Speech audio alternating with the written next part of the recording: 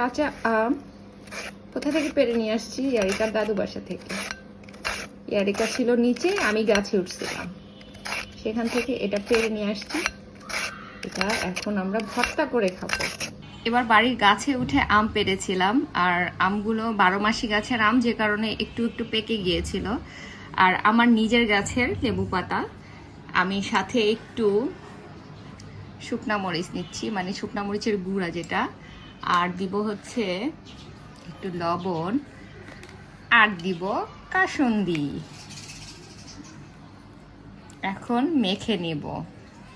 এবার সুন্দর করে মাখিয়ে নিলাম। আমি এটার মধ্যে চিনি দেইনি, চিনি দিলে এটার স্বাদ আরও ভালো হতো।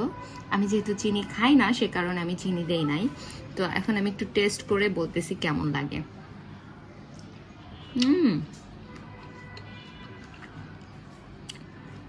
খুবই মজা, মুখে পানি এসে গেলে আমার কিচ্ছু করার নেই।